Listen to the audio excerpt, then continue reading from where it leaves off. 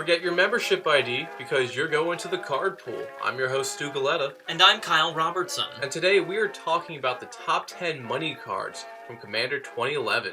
This is, of course, part 2 of our 2-part set review. Be sure to check out our previous segment in which we talked about our top 10 hidden gems that we found in this set.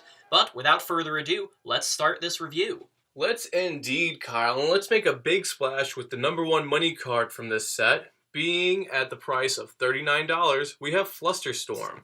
Now this is a 1-drop blue instant that reads, counter target instant or sorcery card unless its controller pays an additional 1. And it also has Storm. And Storm is the effect of when you cast this card, copy it for each spell cast before it this turn. You may choose new targets for these copies. So right here we have a counterspell that is versatile in the way that it can be a greater sum than what it initially is. Because typically in Commander, when you have a counterspell that makes it so a person has to pay 1, 2, or 3 extra mana for the effect to go through, it's kind of low impact, especially as the game progresses. But this is something that can grow depending on how big the game's mana and cards have grown as well. So it can stack really well with how the game has grown. This is a force spike, and as a whole, in Commander games and things like that, force spikes and even mana leaks and convolutes and cards like those are really not generally useful because, like you were saying, Stu, a lot of the time they get outgrown with the course of the game. Fluster Storm is actually one of the exceptions to this case, except if you're thinking of just countering one single massive threat. It's still not really going to do you a whole lot of good unless somebody foolishly or can't help but tapping out for the entire spell. The reason this card is such a money card is because it's played not in Modern, not in really competitive Magic and Standard right now or Commander, but in Vintage and Legacy and those kind of eternal formats where it is actually legal. And that's because Storm decks and decks that like to spam lots of things out for free are very powerful in those formats. This card is actually useful both in Storm-style decks and for stopping those kind of decks because of the effect of Storm, which is counting the number of spells that have been played in the turn. It doesn't matter what player played them. It just matters how many spells total were played. If you're the Storm player, you're trying to go off and somebody tries to disrupt your combo, play Fluster Storm. It's likely going to be a big enough tax that they're not going to be able to stop you. Also, if you're playing against a Storm deck, wait for them to play a million little things and then try to fire off their game-winning spell. You can play Fluster Storm on them, and again, it's going to stop them, and it's pretty much them doing all the work for you in that case. It's not really a Commander card, but it is used heavily in those formats. I traditionally like Swan Song a little bit more. It's able to hit the same amount of cards that Fluster Storm can hit, but also a little bit more. Granted, they do get a token out of it, but for the same mana cost, just being able to consistently play this card early game or late for just 1 mana is really good. Well, we're going to move on to another card that has blue in it, but there are some other colors as well, and this is a pretty good one at that.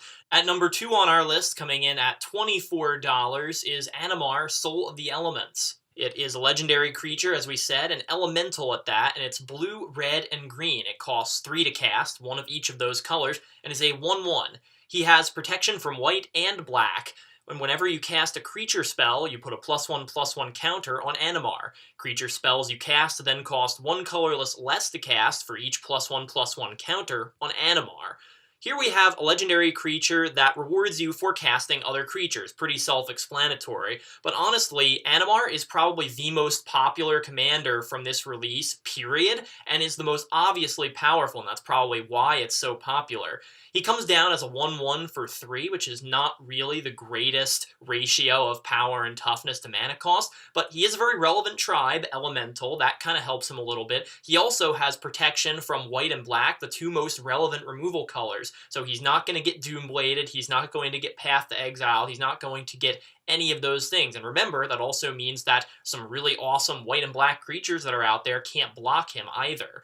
He can also grow really, really quickly because basically every single creature you play is going to make the next one you play that much cheaper. It only reduces colorless costs, so creatures with a lot of color in their converted mana costs may not be as much help from him as others, but especially the big colorless Eldrazi like your Ulamog's and your Kozilek's, and even the smaller ones like Ulamog's Crusher and Artisan of Kozilek become just a joke to cast when this guy is out.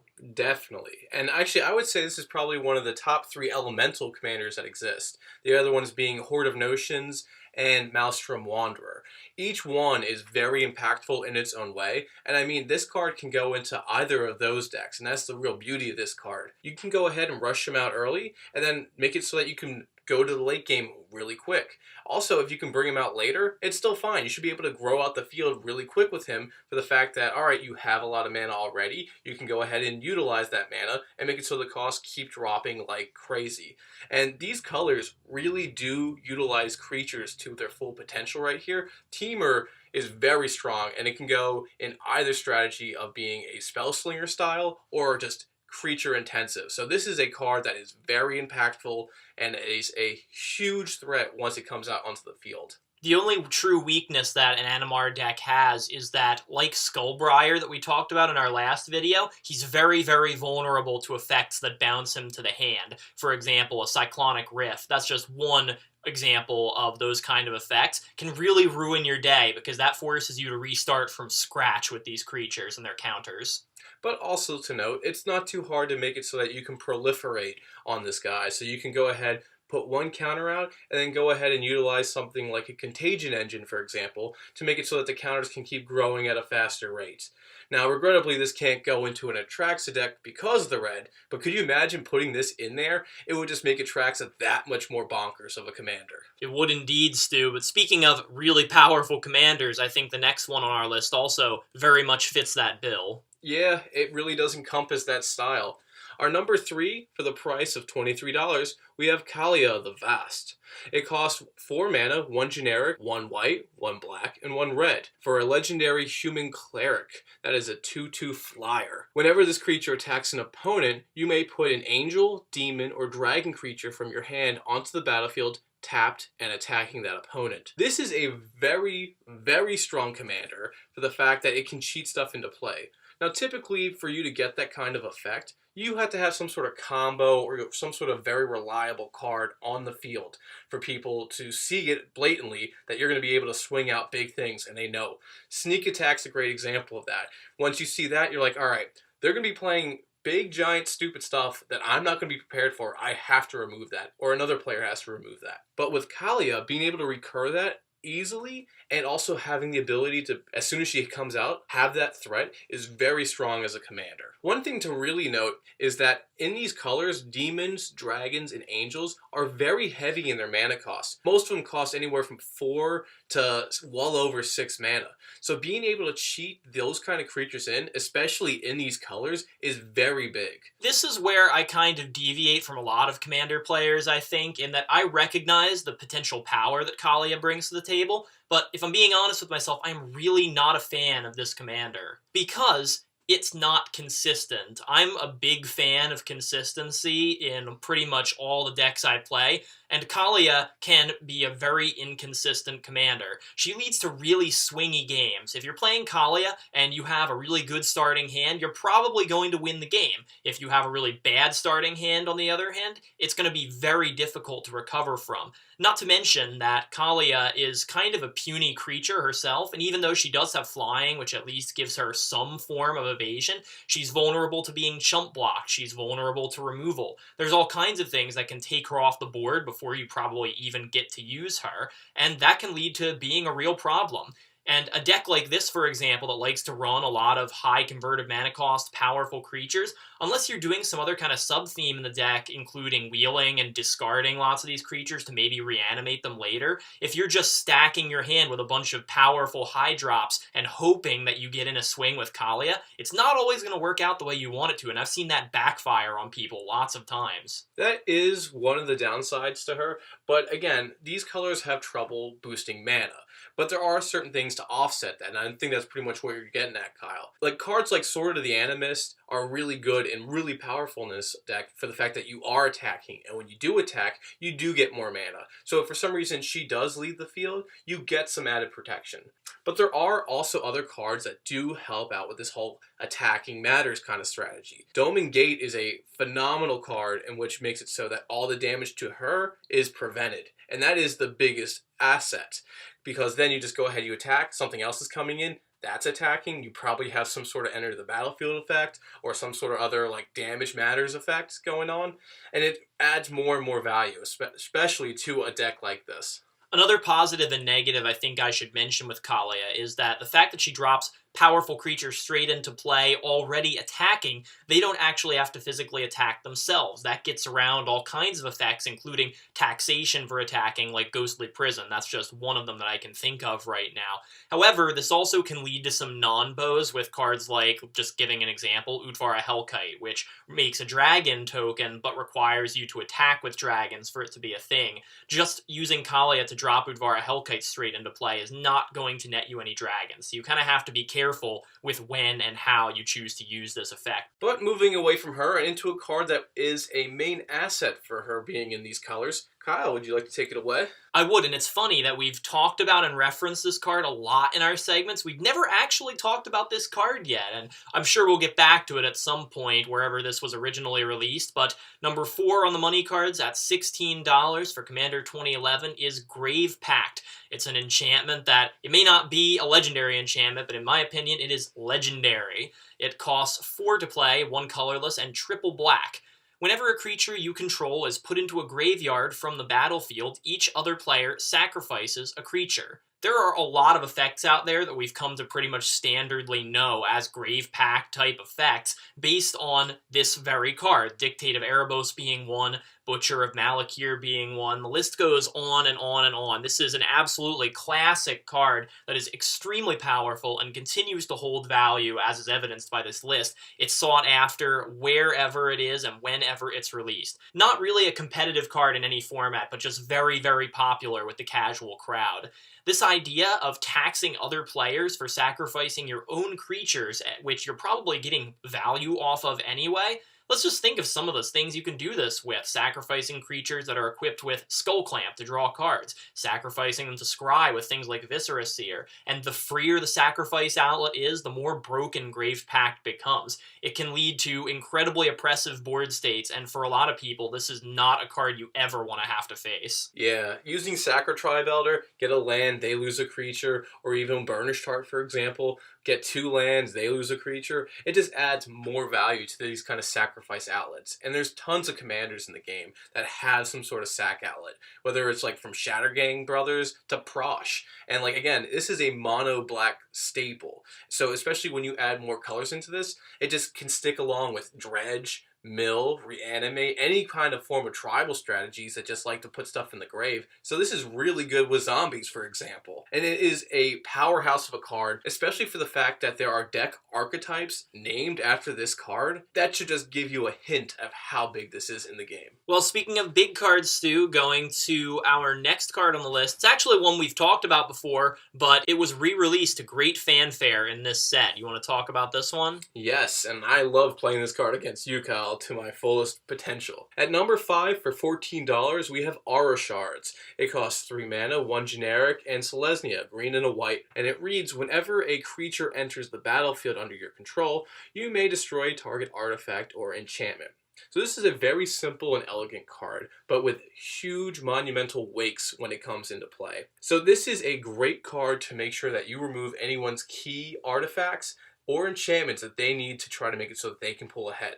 This destroys mana rocks, this destroys protection things like Greater Aromancy, and this also destroys artifact and enchantment creatures, which is very relevant, especially if you start thinking about how many creatures are artifacts. So many commanders are like that. You have Brea, you have Send Triplets, and this is something that just completely hoses artifacts and enchantments down. Yeah, this is another classic card, just like Grave Pact, and especially in this release, within the context of that, works very well with token-based commanders like Gave, Guru of Spores, maybe even cards like Carador, Ghost Chieftain that allow you to replay creatures in a very regular fashion.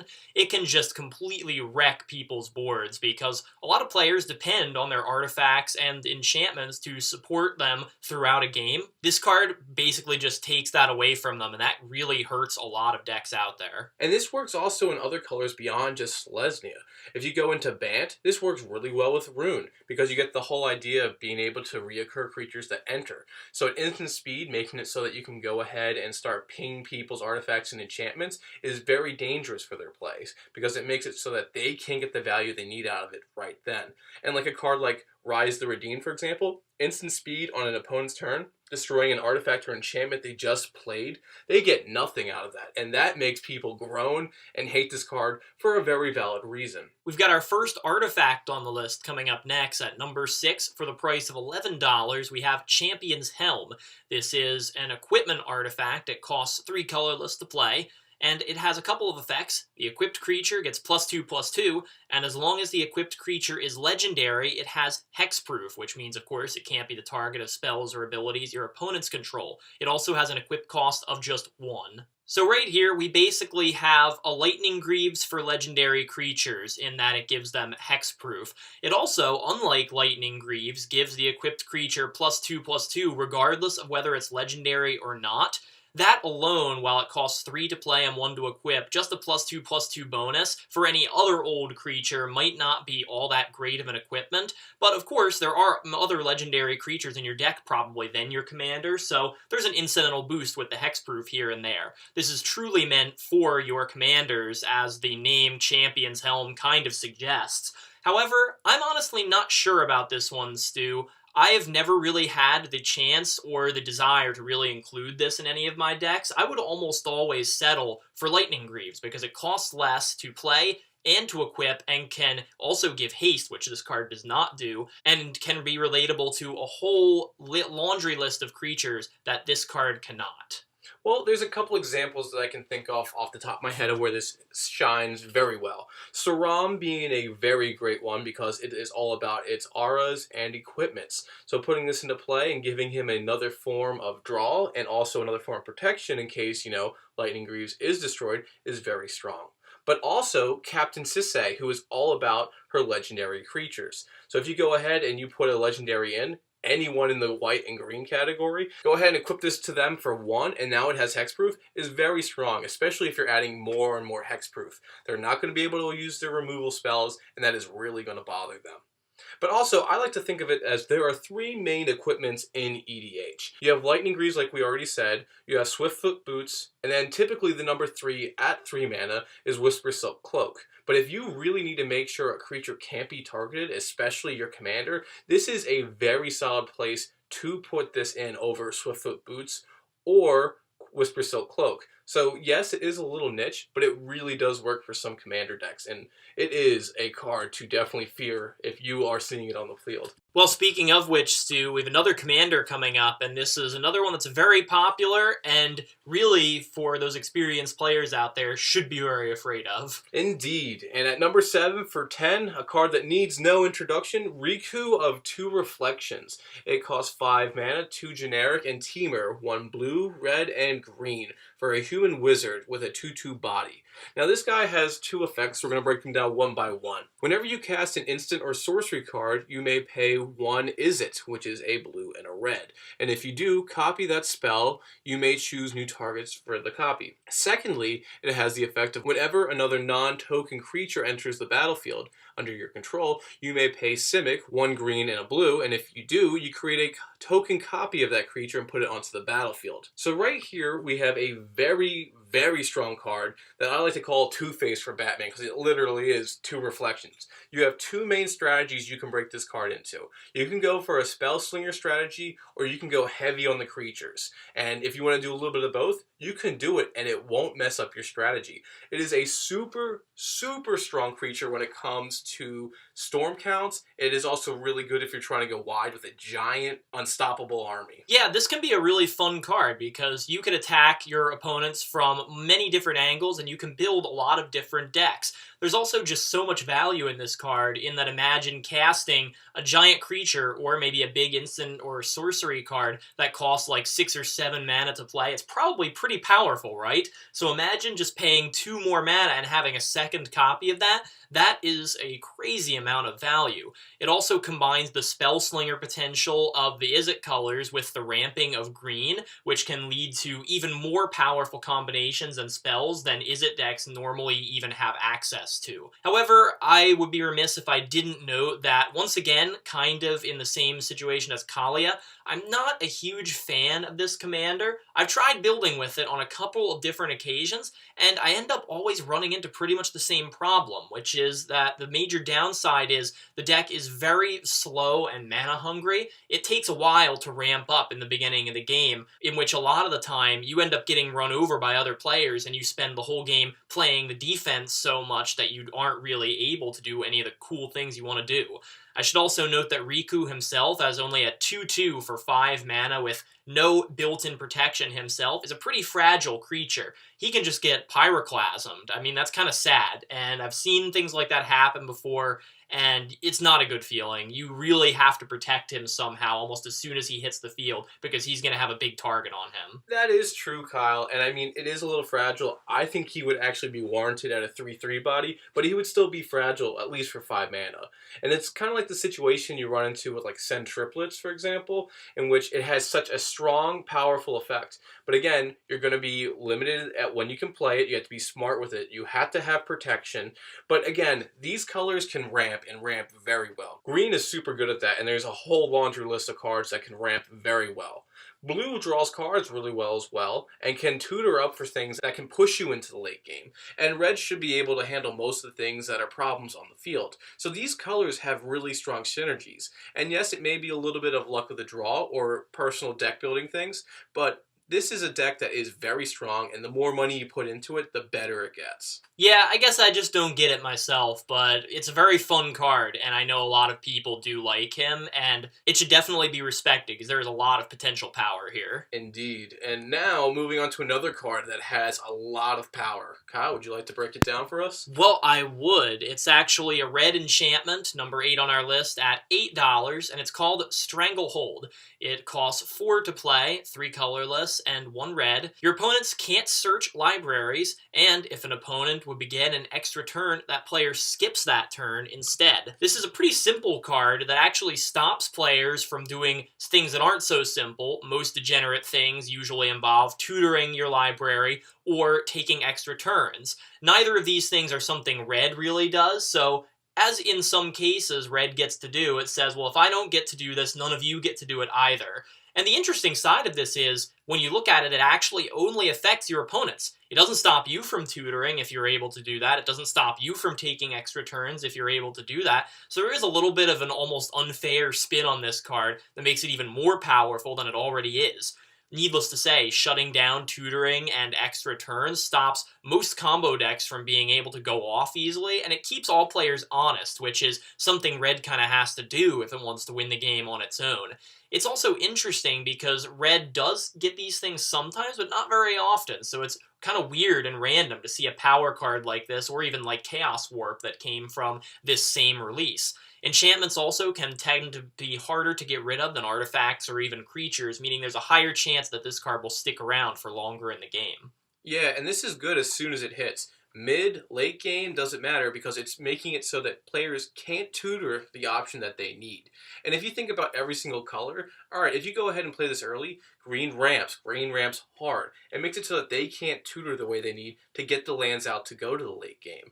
Blue loves being able to find its instants and sorceries to get some sort of combo set up for infinite turns. Takes that right out at the knees. White has the ability to search for artifacts, enchantments, creatures, and equipments. So being able to prevent all that from going in is really good. And lastly, black. Black tutors for anything, and it can do it super early in the game.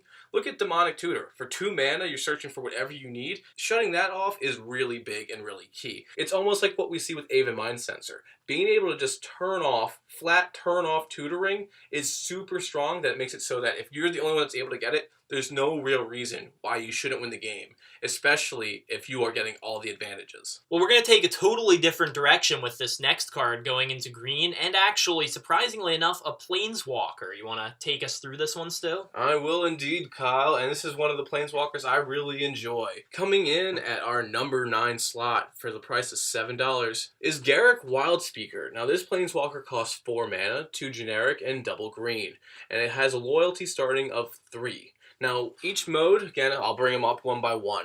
So for +1, you can go ahead and untap 2 target lands. Its -1 goes ahead and creates a 3/3 green beast creature token and puts it directly right onto the battlefield. And lastly, for a -4, creatures you control get +3/3 and gain trample until the end of turn. So Garruk right here is an ideal example of what we look for in a planeswalker. The plus is decent, the minuses are decent, and the ulti is semi-reasonable. It also has a form of giving itself protection, and for its loyalty coming in at 3 for 4 mana, I'd say relatively this passes the vanilla planeswalker test. So let's start off with the first one, the +1. Being able to untap 2 lands is really good for the fact that it can reduce the mana cost. But also, if you start thinking about this, if it's saying untap 2 lands, just any 2 lands, this makes it so that you can get an overpowered amount of mana.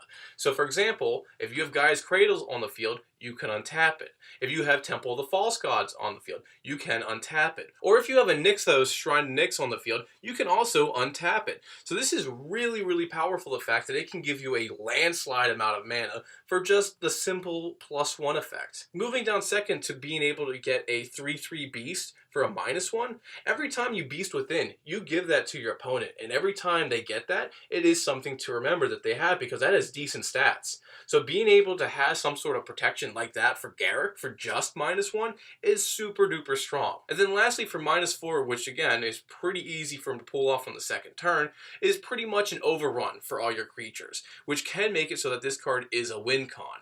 So Kyle, I just said a lot of points there. What do you think about this card? Well, I agree with you in almost every respect, Stu. Garruk Wildspeaker is one of the original 5 planeswalkers that were released in Lorwyn, and was undoubtedly the best of the 5 in the cycle, and continues to be probably the best mono-green walker out there. I mean, look at these abilities. Partially paying for himself, maybe even making you more mana than you spent, making really decently sized token bodies. It's a heck of a lot better than a 1/1 that you get from an Elspeth or something like that, and providing a win condition that you can use literally the second turn after you play him. It's great. I really can't imagine a more powerful possible planeswalker than that. Provides very good rate and 3 very solid abilities which work very well together, and his price tag is evidence that Garruk is heavily played in many different formats, a lot in Modern, other ones as well, very popular among us Commander players too.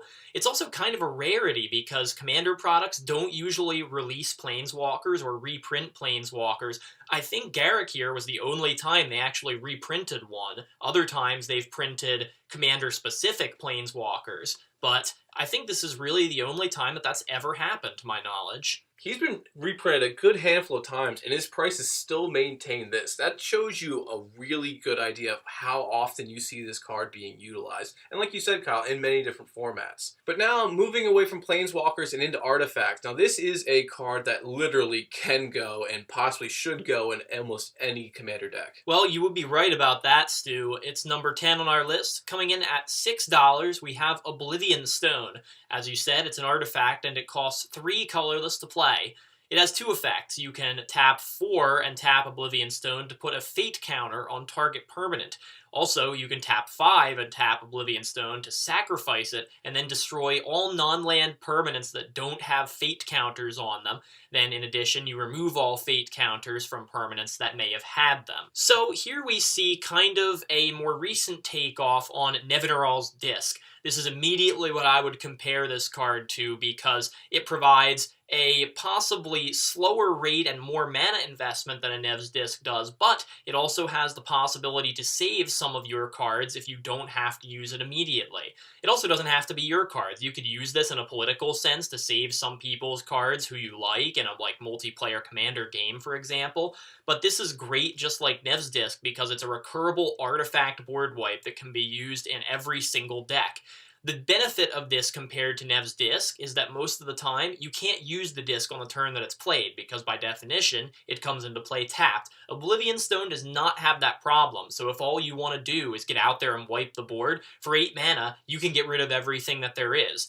it's still pretty expensive in terms of its price tag because it's heavily played once again in Modern and other formats, because even though it does take a little while to get online, a board wipe that every deck can run and clear out most of the problems that are out there is something you just can't pass up. One thing to note also in comparison with Nevinyrral's disc is that this is able to hit Planeswalkers, where like the disc is not. So it is able to get, for a little bit more mana, some more permanents, which is relevant. But again, for that much mana, you might want to also reconsider. You might want some better board wipes for your buck, because for 8 mana, it is a hefty toll. Granted, you don't have to use it the turn it comes into play, but I'm more partial to a card like Planar Cleansing, in the fact where for 6 mana, you can go ahead and just flat out destroy everything. But if you are outside of white, you're in a problem. So this is something to definitely fill that void, of course. So now that is the last of the money cards, and we've already seen our hidden gems. So it comes time to rank Commander 2011. So Kyle, would you like to tell us how we go about that? But of course, we determine rank based off of hidden gems that we found, the mechanics and themes of a set, and how impactful it was on Magic as a whole.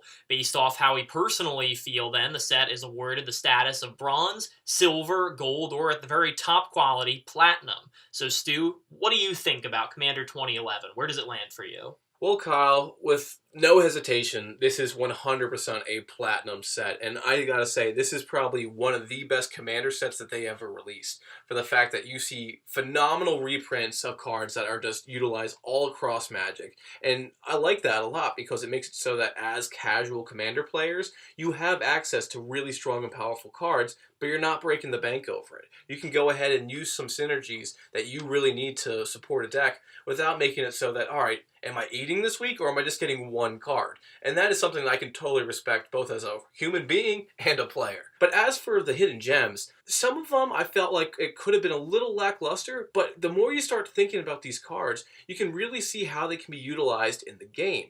Now, one of my hidden gems, Trench Gorger, is a card that really took me a second or two to figure out, is this a good card? And going back to the hidden gems, if you'd like to hear my reasons for it, I would say totally. And this works in some great strategies. And there's some cards in here that really do utilize the whole 4-player mechanic. Collective Voyage is a great card that makes it so that, hey, every player who's here has some sort of impact on it, and I'm going to make it so that everyone here is going to utilize that.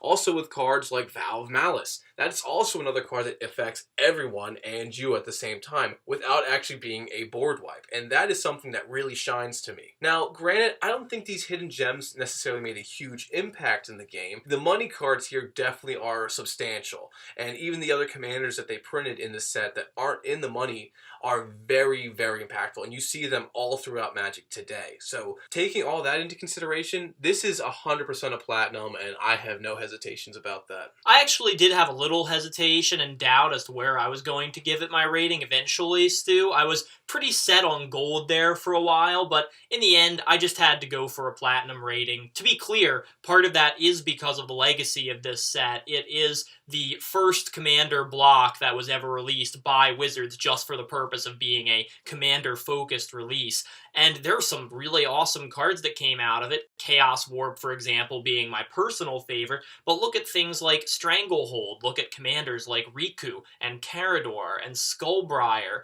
and Anamart. All of these creatures which have become pretty much household names in terms of Magic and when you play Commander. There's just so many cards in here like that. While the lows of this set may be pretty low, for example, Join Forces mechanic, I'm really not a big fan of that. I think it's been done better in a lot of other releases later on that followed this one. And there are, of course, some other cards in here like Vow of Malice, perhaps. Kalia of the Vast as a commander option, I know wasn't my personal favorite. But hey, these are things that a lot of people out there use and a lot of people out there have come to enjoy as well. And even if I don't like them, you do have to respect their respective power levels and in some cases the new things that they kind of supplied for the game. So as I was saying, while the lows for this set may have been pretty low, the highs were just so astronomically high enough that I think that outweighs pretty much all the negatives I could name. So in the end, I gotta give this one a platinum rating. I'm a big fan of this, and it really set the table for all of the awesome Commander products that were to come. Well, you said it all, Kyle, but regrettably, that is going to conclude our pool time for today. And now, if the water felt just right, be sure to check out our previous segment, in which we discuss our top 10 hidden gems that we found from Commander 2011. And tell us, what did you think of the money cards for this set? What commanders or combos would you use them in? You can tell us in the comments down below, or let us know on Twitter at MTGTheCardPool. You can also reach us for any inquiries you may have by sending an email to mtgthecardpool@gmail.com. I'm Kyle Robertson. And I'm Stu Galetta, and we will see you next time at the Card Pool.